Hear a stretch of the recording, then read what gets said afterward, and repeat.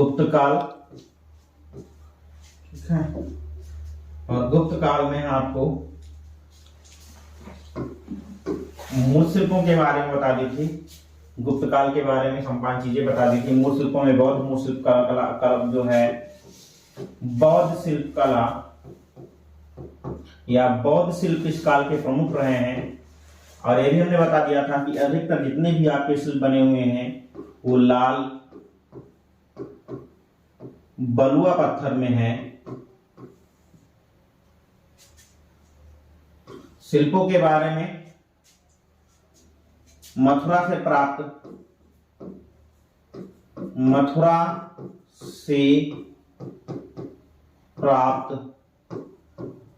खड़े बुद्ध की प्रतिमा, गुप्त काल हम आपको बता दिए थे, इंपॉर्टेंट है नंबर 1। नंबर 2, सारनाथ से प्राप्त सारनाथ, ठीक।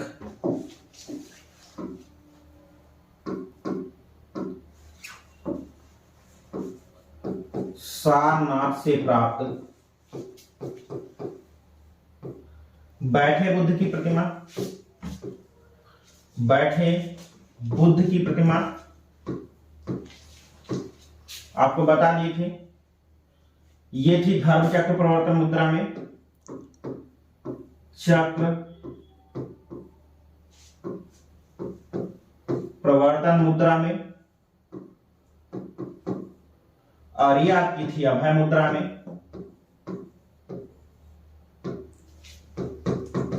अभय मुद्रा में तीसरी प्रतिमा आपको हम बता देते थे, ठीक, भागलपुर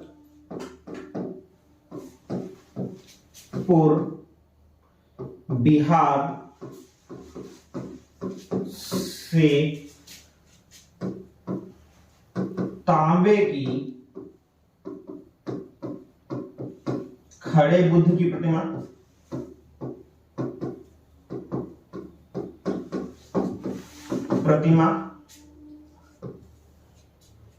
अभय मुद्रा में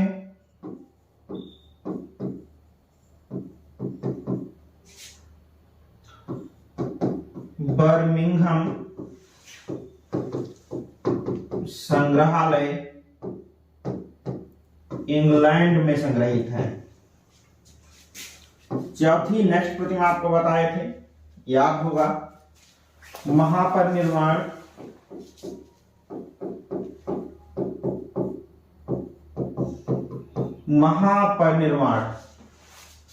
ठीक है। बुद्ध का महापरिनिर्वाण हमने बताया भी था कि परिनिर्वाण मंदिर से प्राप्त एक प्रतिमा है। परिनिर्वाण मंदिर मिला कहां था? तो कुशीनगर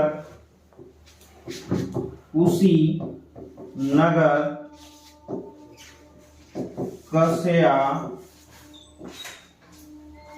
देवरिया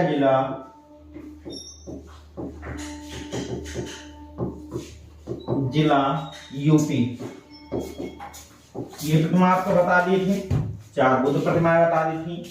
इसी के साथ हमने आपको, ठीक, वैष्णव प्रतिमाओं की बात हमने बताई थी।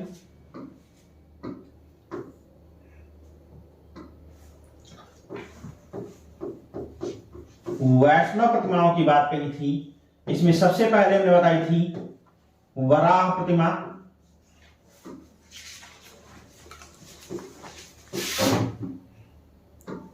ठीक, बताई थी। वराह प्रतिमा कहां से मिली थी? तो उदयगिरि गुफा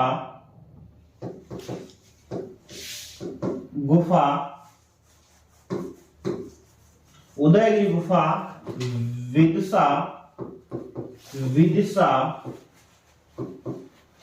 मध्य प्रदेश से मिली ये प्रतिमा थी। इसके बारे में बताया था कि पृथ्वी से जो है, पृथ्वी को मुंह दबाए हुए वराह समुद्र से, गहरे समुद्र से उभरते हुए दर्शाए गए हैं।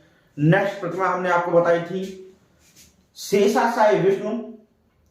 शेषाशायी विष्णु की प्रतिमा देवगढ़ दशावतार से, नर नारायण गजेंद्र मोक्ष की प्रतिमा ये भी हमने आपको बताई थी, खासतौर पर देवगढ़ दशावतार मंदिर, देवगढ़ झांसी, ठीक है, मध्य प्रदेश के अंतर्गत आता है। ये इंपॉर्टेंट आपका मंदिर है, मंदिरों में हमने बता दिया था आपको, और हमने कहा था कि इन चीजों को देख जरूर लीजिएगा, ठीक है, देख जरूर लीजिएगा।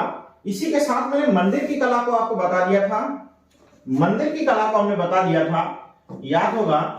मंदिर की कला में अगर हम बात कर रहे हैं तो आपको हमने एक सूत्र बता दिया था, ठीक है,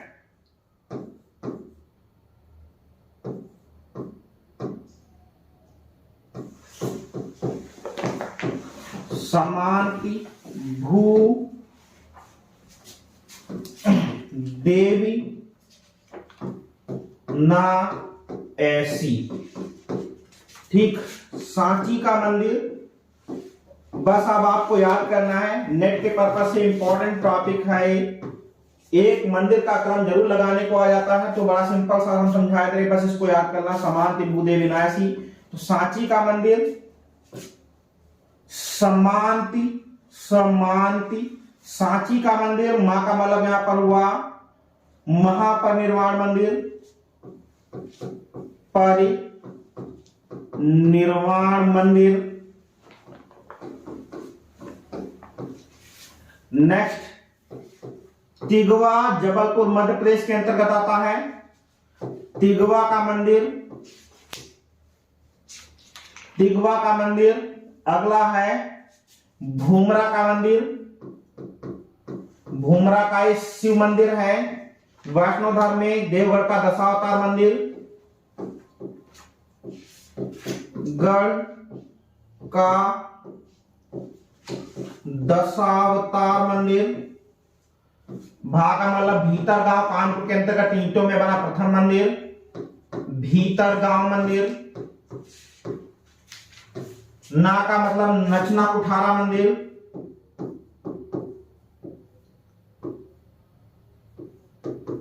कुठारा मंदिर। ए का मतलब एरण का मंदिर, एरण का मंदिर। सी का मतलब सिरपुर का, सिरपुर का।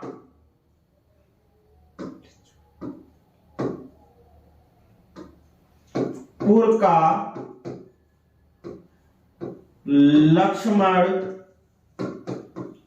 मंदिर। गुप्तकाल में सारी चीजें एक दृष्टि में आप यहां से पढ़ सकते हैं।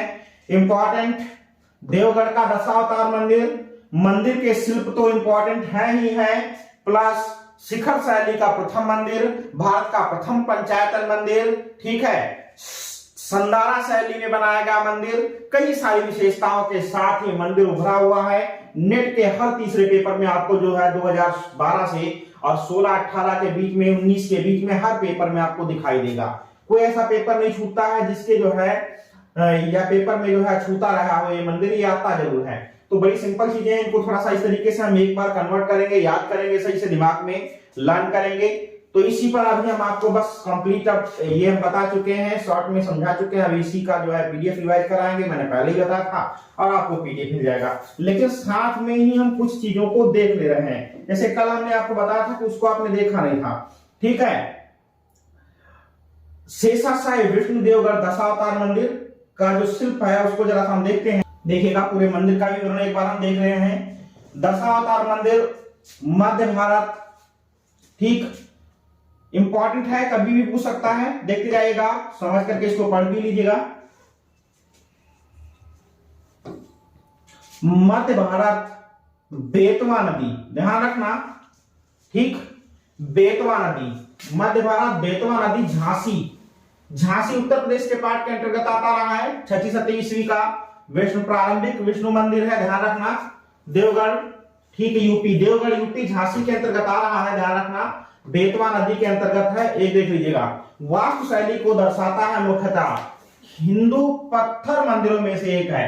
ऐसा है, पत्थर मंदिरों में से एक है, ठीक। दशावतार मंदिर अलंकृत गुप्त मंदिर माना जाता है। जो टॉपिक हमको देख ले गए हैं। देवगढ़ का मंदिर विष्णु को समर्पित है, लेकिन शिव, पार्वती, कार्तिकेय, ब्रह्मा, इंद्र, नदी देवी गंगा, यमुना जैसे विभिन्न देवताओं की छोटे छोटे पद चिन्ह छवियां शामिल हैं।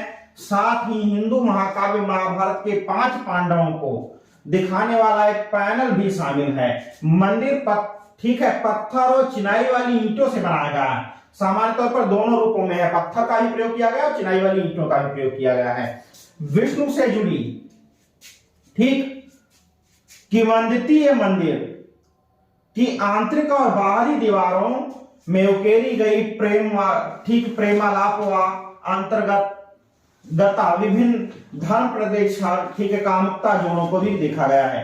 ध्यान रखना इन सब चीजों को, ठीक है। अलेक्जेंडर लुबोत्स्की के अनुसार यह मंदिर हिंदू पाठ वैष्णव विष्णु धर्मोत्तर पुराण ठीक है हिंदू पाठ विष्णु धर्मोत्तर पुराण के 3रे खंड के अनुसार बनाया गया। जैसा विष्णु धर्मोत्तर पुराण में स्थापत्यिक दृश्य का विवरण दिया गया है, उसी के अनुसार 3रे खंड में इंपॉर्टेंट पॉइंट है, आप देख लेना। किसके अनुसार ये देख ले रहे हैं हम, अलेक्जेंडर लुबोत्स्की के अनुसार। अलेक्जेंडर लुबोत्स्की के अनुसार क्या कहा इन्होंने, यह मंदिर हिंदू पाठ विष्णु धर्मोत्तर पुराण के 3रे खंड के अनुसार बनाया गया। इंपॉर्टेंट पॉइंट है, कभी भी पूछ सकता है, देखना ध्यान देना ये, ठीक है। जो सर्वतोभद्र शैली देख लीजिएगा, ये इंपॉर्टेंट है, नेट में पूछा गया था। जो टॉपिक आपके हैं लिखते जाइएगा, ये ऐसा नहीं कि हम बार बार इसको बोलते रहेंगे। किस शैली में बनाया, तो सर्वतोभद्र शैली में बनाया गया है। जो मंदिर सर्वतोभद्र शैली में डिजाइन और वास्तुकला का वर्णन करता है। इस प्रकार प्राचीन भारत में मौजूद पाठ और संभावित मंदिर परंपरा के लिए एक ठीक फ्लोरिट प्रदान करता है। हालांकि नष्ट हो गया है। मंदिर हिंदू मंदिर वास्तुकला छात्रवृत्ति में एक महत्वपूर्ण मंदिर होने के लिए पर्याप्त अच्छी स्थिति में संरक्षित है। विशेष रूप से मंदिर डिजाइन की उत्तर भारतीय शैली को जोड़ा गया है, मतलब नागर शैली को जोड़ा गया है, ठीक है, नागर शैली को जोड़ा गया है। दशावतार मंदिर को स्थानीय रूप में सागर मठ, इंपॉर्टेंट देख लो, टिक कर लो, कभी पूछ सकता है। हमने बताया कि ये सब चीजें जो आपको यहां पर देखने को मिल रही हैं, तुरंत फटाफट, ठीक है, तुरंत आप इसको जो है सही से देख लें। तो सागर मठ किस नाम से जाना जाता है, एक नाम इसका सागर मठ के नाम से भी जाना जाता है। इसका शाब्दिक अर्थ है टैंक पर मंदिर। देखो कितना इंपॉर्टेंट चीज आ गई, लिख लीजिए, कहीं पर भी इसको लिखे, इंपॉर्टेंट मंदिर है, हमने बताया कहीं भी पूछा जा सकता है, इसको हटा नहीं सकते आप दिमाग से कतई, ठीक। टैंक पर मंदिर, सागर मठ का जो है क्या नाम है, एक और नाम, ठीक, टैंक पर मंदिर। यह मंदिर सामने चट्टान में काटे गए चौकोर पानी के कुंड से मिलता है, ध्यान रखना, ठीक। आगे बात कर रहे हैं इसके, अभी संपूर्ण पीडीएफ भी मिलेगी, ठीक। स्थान के बारे में बात क्या कह रहा है, मंदिर स्थल देवगढ़ में ही है, जिसे देवगढ़ भी कहा जाता है, ठीक। जो मंदिर स्थल देवगढ़ में ही है, जिसे देवगढ़ भी कहा जाता है। संस्कृत देवताओं का किला, जिसका अर्थ क्या है, देवगढ़ का अर्थ, अगर आपसे पूछता है कि देवगढ़ का अर्थ क्या है, देवगढ़ का अर्थ क्या है, एक बार फिर से रिपीट कर रहे हैं। यदि कहता है कि देवगढ़ का अर्थ क्या है, तो हम क्या कहेंगे, जिसका अर्थ है देवताओं का किला। इंपॉर्टेंट है, इसलिए एक एक बात बता रहे हैं। मैं इतनी डीप बात बताने की जरूरत हमें नहीं थी, हम नहीं बताते आपको, लेकिन ये मंदिर बहुत इंपॉर्टेंट है, हर पेपर में आपको दिखाई देता है। ललितपुर जिला उत्तर प्रदेश के अंतर्गत हिंदू धर्म संबंधित विष्णु मंदिर है। स्थान बेतवा नदी घाटी, राज्य उत्तर प्रदेश, देश भारत, देख लीजिएगा। आर्किटेक्चर नागरा मतलब नागर शैली, कब का पूरा हुआ, तो 500 ईस्वी का है, ठीक है। 500 CE मतलब ईस्वी, 500 ईस्वी का मंदिर है। यहां पर देख लीजिएगा, उत्तर प्रदेश के मध्य प्रदेश की, ठीक, उत्तर प्रदेश और मध्य प्रदेश की सीमा पर बेतवा नदी घाटी में या देवगढ़ पहाड़ी के नीचे प्राचीन हिंदू मंदिर है। नदी की ओर 3 दर्जन जैन मंदिरों के समूह में लगभग 500 मीटर, ठीक है, 1600 फीट की दूरी पर धर्मशाला के साथ कुछ सदियों बाद बनाया गया था। देवगढ़ कर्णाली किला 13वीं शताब्दी में की शुरुआत में बनाया गया था। देवगढ़ कर्णाली, ठीक, कर्णाली किला यहां पर बना हुआ, जो 13वीं शताब्दी में बनाया गया था, ठीक है। देवगढ़ मंदिर उत्तर प्रदेश के ललितपुर शहर से लगभग 30 किलोमीटर 19 मील खजुराहो के पश्चिम में 220 किलोमीटर, 140 मील, ग्वालियर से 250 किलोमीटर, भोपाल से 300 किलोमीटर, उत्तर पूर्व में लगभग कानपुर से 400 किलोमीटर, दक्षिण पश्चिम के निकट रेलवे स्टेशन ललितपुर में स्थित है, जबकि दैनिक सेवाओं के साथ साथ निकटतम प्रमुख हवाई अड्डा खजुराहो, ठीक है, और भोपाल है। यह स्थल ललितपुर रेंज के पश्चिमी छोर पर है। यहाँ चट्टानी बेतवा नदी लगभग 500 मीटर दूर है। एक जंगल के बीच में ब्रिटिश भारत काल के पुरातात्विक अलेक्जेंडर कनिंघम ने, किसने, 1875 ईस्वी में इस स्थल का दौरा किया था। अगर आपसे कहता देवगढ़ की खोज किसने की, बड़ा सिंपल क्वेश्चन बना देगा, देख लीजिएगा। तो अलेक्जेंडर कनिंघम ने इसका दौरा किया और सामान्य स्थान को विलक्षण सुरम में कहा। किले में कई जैन मंदिर हैं और दशावतार मंदिर किले और देवगढ़ गांव के बीच में अकेला हिंदू स्मारक है। अब ये क्लियर है, ठीक है। देखिएगा नेक्स्ट आगे हम बात कर रहे हैं इस पे, ठीक। इतिहास की बात हम कर रहे हैं। देवगढ़ एक प्राचीन स्थल है। हिंदू, जैन और बौद्ध स्मारकों की एक श्रृंखला के रूप में यहाँ विभिन्न भाषाओं और लिपियों में कई शिलालेख पाए गए हैं जो सुझाव देते हैं कि यह एक बार एक महत्वपूर्ण मानव बस्ती थी, संभवतः एक शाही व्यापार मार्ग पर एक स्थान जो विभिन्न भाषाई पृष्ठभूमि के लोगों को इसमें लाया था। माधव वश के अनुसार देवगढ़ उत्तर पश्चिम और दक्षिण के सुरम्य पहाड़ियों के भीतर प्रचुर मात्रा में पानी के साथ बसा हुआ था, जो प्रमुख प्राचीन आर्थिक केंद्रों जैसे पाटलिपुत्र, काशी, सांची, उदयगिरी, उज्जैन, भिलसा और, ठीक है, के बीच स्थित है। 1875 में कनिंघम ने उल्लेख किया कि देवगढ़ में अपने दौरे के दौरान उन्हें जो शिलालेख मिले हैं वे गुप्त लिपि में थे और कुछ अन्य जिन्हें वे समझ नहीं पाए थे। उनकी टीम जो पढ़ने में सक्षम थी वे हिंदू संस्कृत शिलालेख थे जो ओम नमः शिवाय जैसे वाक्यांशों के साथ शुरू हुए थे और शिलालेखों के भीतर शामिल संवत तिथियों का मतलब था कि विभिन्न शिलालेख 8 सीई अर्थात 1164 तक के थे, अर्थात इतने बीच में कई सारी शताब्दियों तक 8वीं सदी से पहले 13वीं सदी के बाद तक कोई नहीं है। ठीक, कनिंघम ने जैन मंदिरों के स्थल में एक विभिन्न, ये बता रहा कि और भी मंदिर यहाँ पर है, ध्यान रखना, उसके बारे में बता रहा कि ये केवल इतना ही नहीं। ठीक, कनिंघम ने 1875 की रिपोर्ट से पहले 4, ठीक है, आदि ने इस पर जो है कार्य किया है। ठीक है, इतना तो डीप जाने में हमें जरूरत नहीं है, देवगढ़ की जो है केवल विवरण को खास तौर पर पढ़ेंगे। ठीक, हाँ, देखिएगा, दिख रही है प्रतिमा, दिख रही कि नहीं दिख रही, प्रतिमा दिख रही कि नहीं दिख रही? चलिए देखिएगा, ये प्रतिमा हमारी है, कौन सी प्रतिमा है? शेषाशायी विष्णु, शेषाशायी विष्णु अभी बताए थे, बताए थे कि नहीं बताए थे? नेट में पूछी गई है।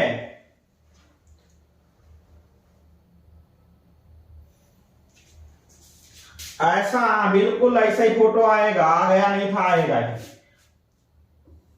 ठीक, आप परेशान ना हो, आएगा ही आएगा।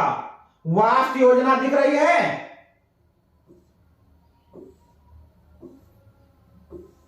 मूर्तियां, ठीक है, देखिएगा, ये शेषाशायी विष्णु के बारे में बता रहा है। गजेंद्र मोक्ष नर नारायण बता रहा है, गजेंद्र मोक्ष 1 है, नर नारायण 2 है, दक्षिण ओर देखो लिखा है पूरा पूरा।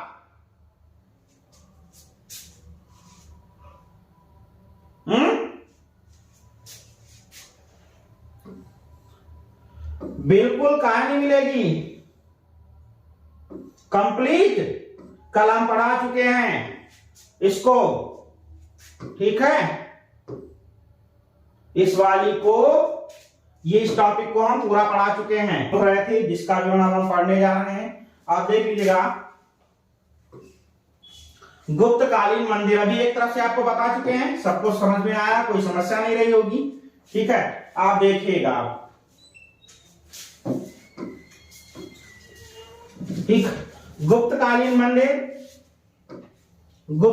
मंदिर, सांची का विष्णु मंदिर, सांची के महास्तूप के दक्षिण पूर्व की ओर मंदिर संख्या 17 कहा जाता है, जो सांची के समय में पहले लिखवा के आए हुए हैं। एक बार हम रिवाइज भी करा दे रहे हैं। यह गुप्त काल का प्रारंभिक मंदिर है, छत सपाट है, गर्भगृह चौकोर तथा इसके सामने छोटा सा स्तंभ युक्त मंडप है।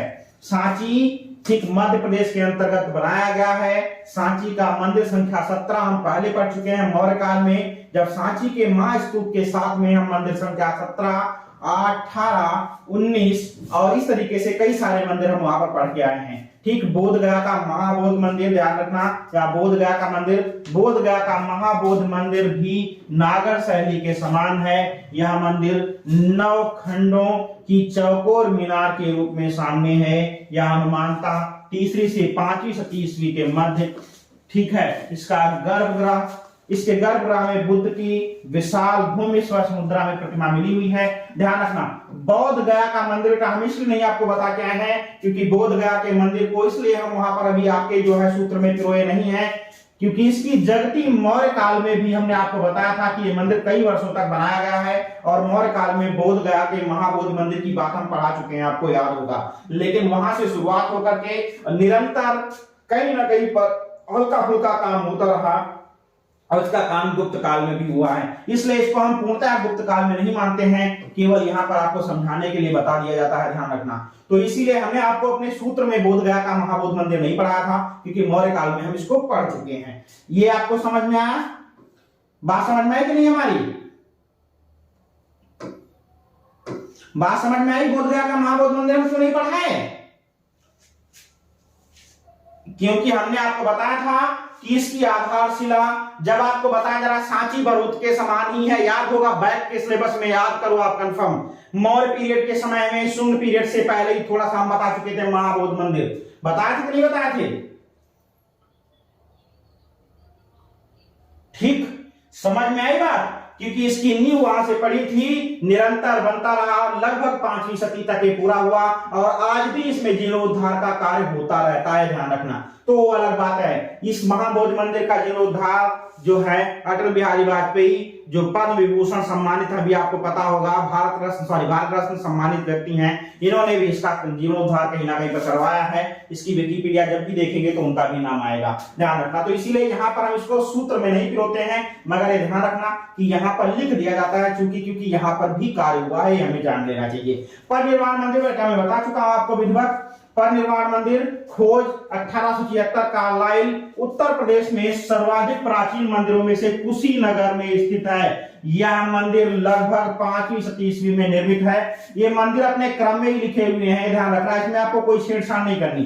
कह दे गुप्त काल के मंदिरों को उनके क्रम में लगाए तो ध्यान रखना वो उनके क्रम में ही लगा हुआ, कोई समस्या नहीं है। अपने क्रम में ही हम आपको सूत्र में पढ़ाए हैं, ठीक है। सूत्र में आपको उसी क्रम में पढ़ाए हैं जिस क्रम में वो होना चाहिए। अभी क्लियर है? ठीक है। नेक्स्ट बात हम कर रहे हैं, फटाफट आगे हम बात कर रहे हैं तिगवा का मंदिर। तिगवा का मंदिर देखिएगा, ये गा पूरा है, ध्यान रखना, मिस्टेक से लिखा हुआ आधा गा है, पूरा होता है तिगवा, ऐसे लिखा होता है। तिगवा का विष्णु मंदिर, तिगवा का विष्णु मंदिर तिगवा का, इसको कंकाली देवी, ठीक है, किस नाम से जानते हैं? कंकाली देवी मंदिर के नाम से भी, कंकाली देवी मंदिर को तिगवा का मंदिर, ठीक है, गा है, ये पूरा गा है, ध्यान रखना, तिगवा का मंदिर कहा जाता है। कंकाली देवी मंदिर को तिगवा का मंदिर कहा जाता है। यह मंदिर 5वीं सदी ईस्वी का है, जो विष्णु मंदिर है, किसको समर्पित है? विष्णु मंदिर है। यह मंदिर जबलपुर एमपी मध्य प्रदेश में, मध्य प्रदेश के जबलपुर जिले में है, जबलपुर में स्थित है। यहाँ गर्भगृह में नरसिंह देव की मूर्ति है। किसकी मूर्ति है? तो ध्यान रखना, नरसिंह देव की मूर्ति है, तथा पास में एक पोर्टिको मतलब जो घर में आपने देखा होगा, जो आपका लॉन छोड़ा जाता है, उसी को मंदिर में पोर्टिको के नाम से भी जाने जाते हैं। घर में भी पोर्टिको के नाम से ही अक्सर करके लोग कहते हैं। तो पोर्टिको में चामुंडा देवी की मूर्ति है। गर्भगृह का व्यास लगभग 8 फीट है, प्रवेश द्वार पर गंगा यमुना की आकृतियां उनके वाहनों सहित अंकित हैं। लेकिन अगर आपसे पूछता है तो सबसे इंपॉर्टेंट आपका है क्षेत्र बरेली मंदिर और उसके बाद देवगढ़ का ही माना जाएगा। वैसे तो हमने आपको बताया है कि गुप्तकालीन मंदिर परंपरा में, ठीक है, मकर वाहिनी, ठीक है, गंगा और कुंभ वाहिनी यमुना, मकर वाहिनी गंगा और कुर्म वाहिनी यमुना, कुर्म वाहिनी यमुना हर मंदिर के मुख्य द्वार पर मिली हुई है। सिंपल सी बात है, केवीएस एनवीएस में बड़ी आसानी से पूछ लेता है, कहता है गंगा का वाहन क्या है आप बता दीजिए और यमुना का वाहन क्या है। तो आप बार बार ऐसे ही रटें, मकर वाहिनी, अगर मकरमक्ष मतलब जो है गंगा का वाहन है और कुर्म मतलब होता है कछुआ, कछुआ आपका जो है यमुना का वाहन है। तो मकर वाहिनी गंगा, कुर्म वाहिनी यमुना हर मंदिर के मुख्य द्वार पर मिला होगा। लेकिन फिर भी क्षेत्र जिला बरेली अगर आता है तो वही सबसे सटीक है, नहीं मिलेगा तो फिर देवगढ़ का दशावतार मंदिर हम लगा करके चले आएंगे। ये बात हम आपको क्लियर बता चुके हैं। नेक्स्ट अगला मंदिर, ठीक, भूमरा का शिव मंदिर, ठीक है, भूमरा का शिव मंदिर। चलिए आगे बताते हैं। तो भूमरा का शिव मंदिर, अगला मंदिर जो आपका है वो भूमरा का शिव मंदिर है।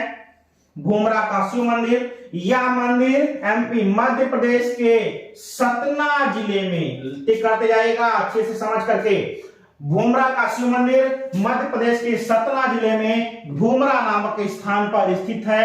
वर्तमान में यह जीर्ण शीर्ण अवस्था में, मतलब पूर्णतः टूटा हुआ है। वर्तमान में यह जीर्ण शीर्ण अवस्था में है।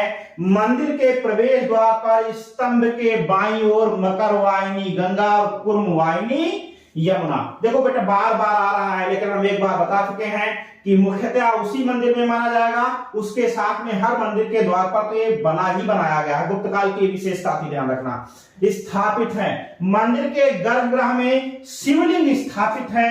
भूमरा शिव मंदिर की खिड़की चंद्रसाल, इंपॉर्टेंट है, टिक कर लेना, ठीक है। भूमरा शिव मंदिर की खिड़की चंद्रसाल के नाम से जानी जाती है, जो टूट चुकी है। वर्तमान में राष्ट्रीय संग्रहालय कलकत्ता में संग्रहित है। जो एक खिड़की थी जो चंद्रसाल के नाम से खिड़की जानी जाती थी, ये टूट चुकी है और वर्तमान में कलकत्ता संग्रहालय में संग्रहित है। इंपॉर्टेंट है, ध्यान रखना, दोनों बातों को सही से आप लर्न कर ले अच्छे से।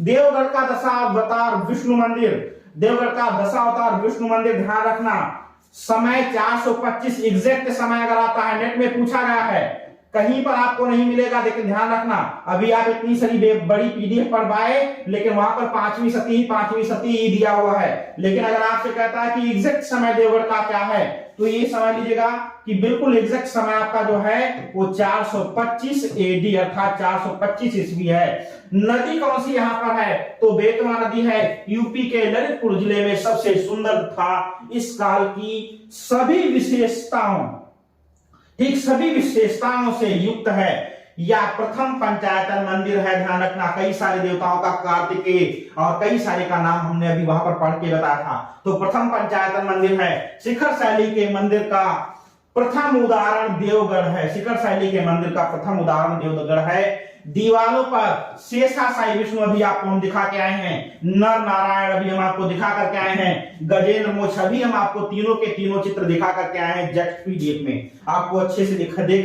भी है। तो शेषाशायी विष्णु, नर नारायण, गजेंद्र मोक्ष आदि की सुंदर दृश्य उत्कीर्ण है, ठीक है।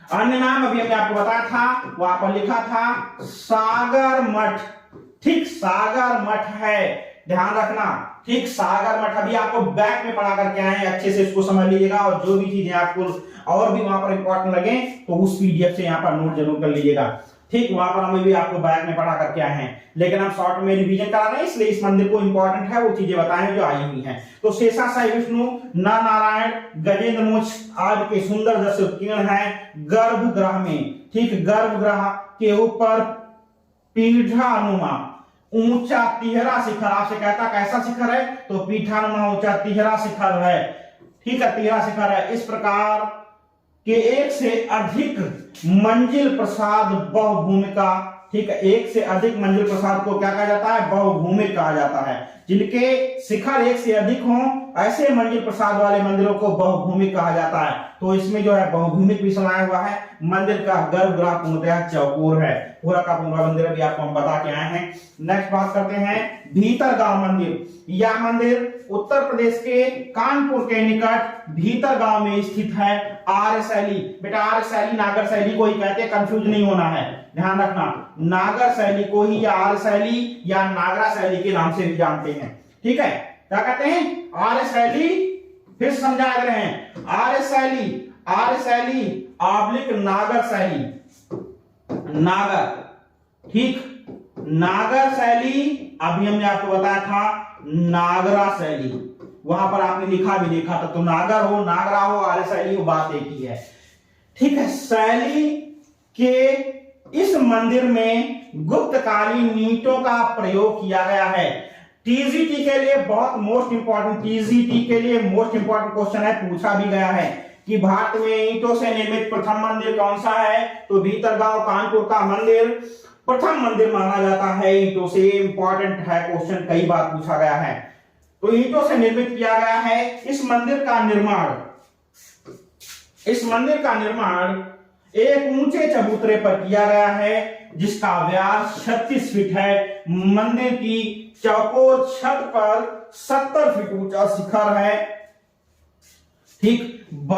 बाहरी दीवारों के ताकों पर गणेश आदि वराह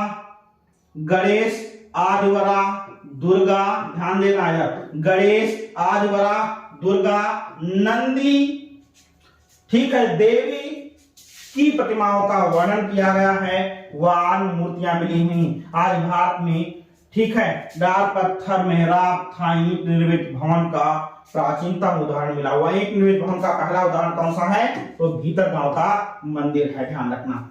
नचना कुठारा का पार्वती मंदिर मध्य प्रदेश के पन्ना जिले में, नचना कुठारा का पार्वती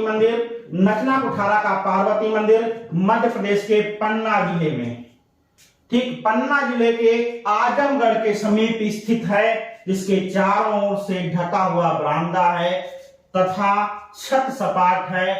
यह 35 फीट ऊंचे चबूतरे पर निर्मित है, 35 फीट ऊंचे चबूतरे पर निर्मित है। एरण का विष्णु मंदिर, हमने बताया था एरण का मंदिर आपके सूत्र में बिल्कुल सही समझ में आ रहा होगा, वो सूत्र ही है यहाँ पर, उसी चीज को बस हम लिख दिए हैं, जबकि वहां पर हमने अभी स्टार्ट में आपको पूरी बात समझा दी थी। मध्य प्रदेश के सागर जिले में एरण का मंदिर, कहां पर? तो मध्य प्रदेश के सागर जिले में स्थित है यह मंदिर, ठीक है। ध्वस्त हो चुका है गर्भगृह,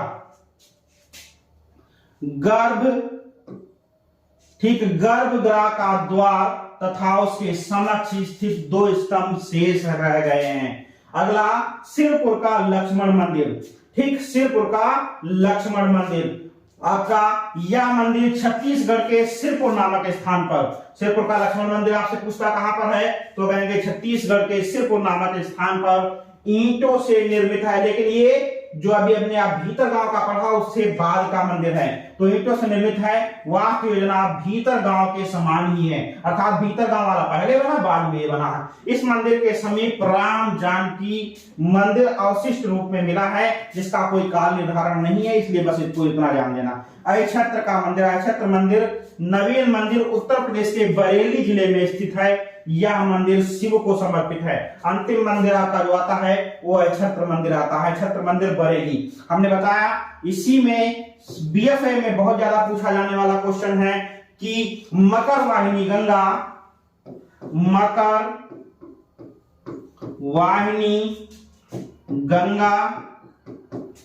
तथा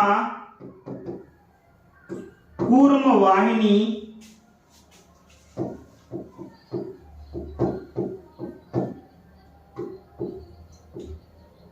हाँ, तो सर्वप्रथम, ठीक है, मकर वाहिनी गंगा, कूर्म वाहिनी यमुना, अक्षत्र मंदिर बरेली, इसी को लगा करके आइएगा, ध्यान रखना, ठीक। मकर वाहिनी गंगा, कूर्म वाहिनी यमुना, अगर आपको अक्षत्र मिलता है तो अक्षत्र ही लगा करके आएंगे। उसके बाद की बात है फिर हम देवगढ़ व अन्य मंदिरों में जाएंगे। ये हम बताएं कई बीएफए के पेपरों में, बीए के पेपरों में आपको दिखाई देगा मंदिर, तो अहिछत्र मंदिर जो बरेली वाला है, इसमें मकर वाहिनी गंगा और कुर्म वाहिनी यमुना का उल्लेख पूर्णतया हुआ है। ठीक, और यही प्रथम माना जाता है। अच्छे से समझ लेना, ये पूछा भी जाता है। ठीक है, नेक्स्ट अब आगे कुछ नोट्स में कुछ पॉइंट लिखे हुए हैं और आपका गुप्त पीरियड समाप्त। तो मैंने विधिवत आपको इसको समझा दिया है। ठीक, उत्तर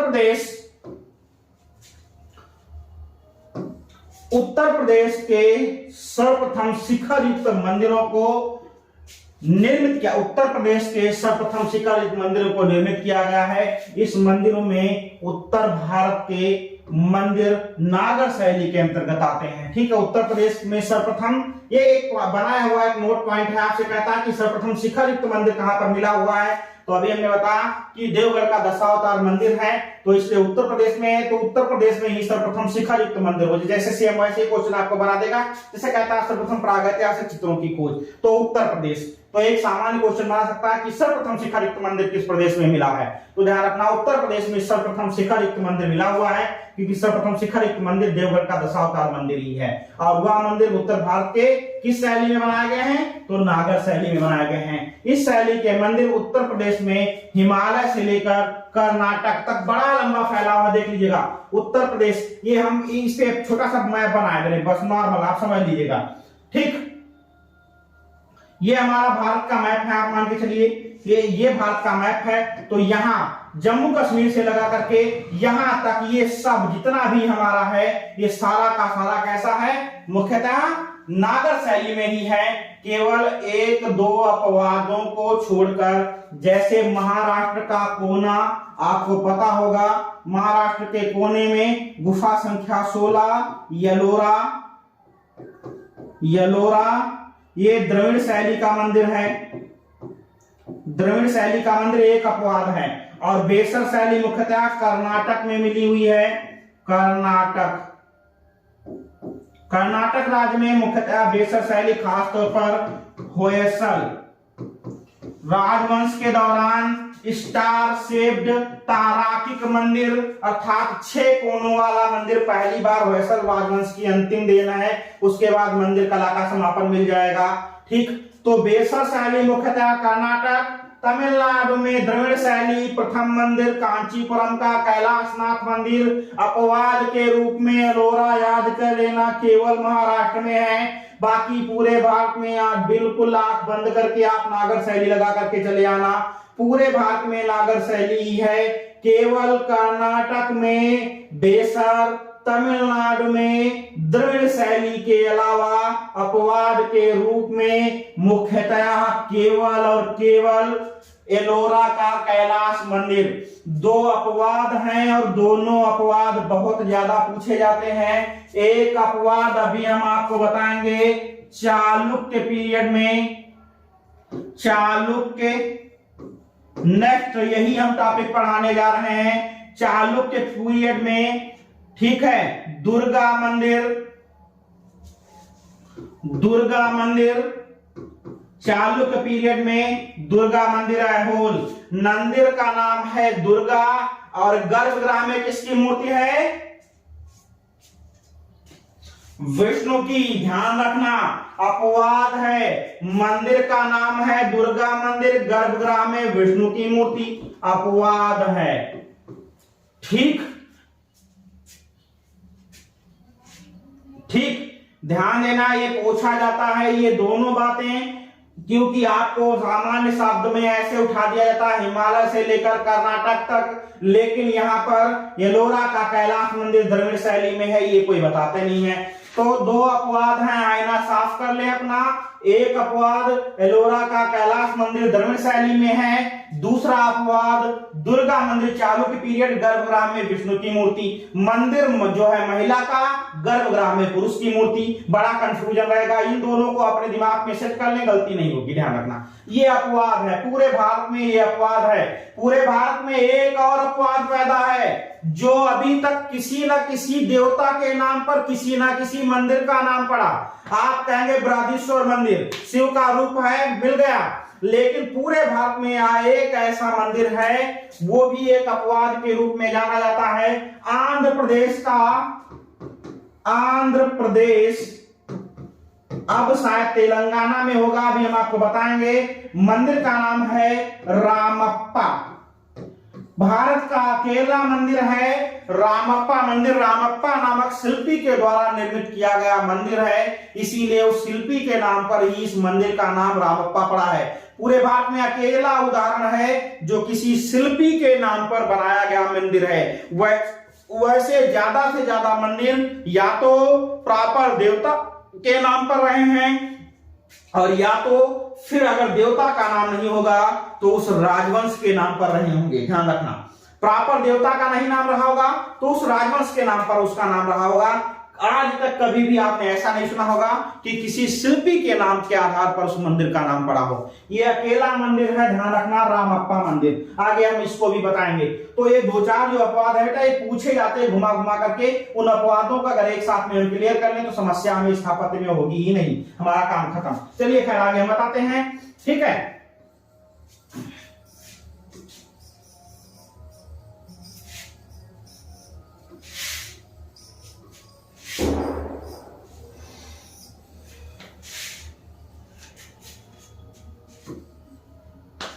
चलिए, तो हमने बताया कि शैली के मंदिर उत्तर में हिमालय, मतलब अभी आपको बताया कि जम्मू कश्मीर वाला पार्ट ले लीजिए, से लेकर कर्नाटक तक, क्योंकि कर्नाटक में अभी हमने बताया होयसल शैली का प्रतिपादन हुआ। पश्चिम में पंजाब से लेकर पूर्व में बंगाल तक सारे के सारे मंदिर नागर शैली में हैं। लेकिन बीच में हमने अभी बताया महाराष्ट्र का एलोरा का कैलाश मंदिर द्रविड़ शैली का अकेला अपवाद पैदा हो जाता है, जो अक्सर करके कंफ्यूज करके चला जाता है। इसमें उड़ीसा के मंदिर की नागर शैली सर्वोत्कृष्ट है। अगर आपसे कहता है कि सबसे ज्यादा उत्कृष्ट कौन सा मंदिर भी है, तो ध्यान रखना, नेट में पूछा गया क्वेश्चन है लिंगराज मंदिर। लिंगराज मंदिर, लिंगराज मंदिर, ठीक है, भारत का सबसे उत्कृष्ट नागर शैली का सबसे उत्कृष्ट उदाहरण हमारा लिंगराज मंदिर है। उड़ीसा, संपूर्ण उड़ीसा के मंदिर नागर शैली के उत्कृष्ट उदाहरण है ही।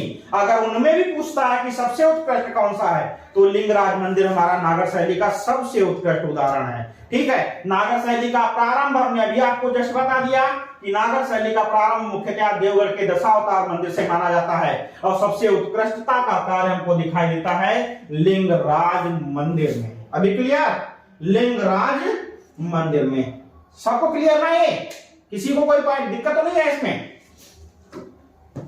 नेट में पूछा गया क्वेश्चन है। नेक्स्ट बात करते हैं आगे, ठीक।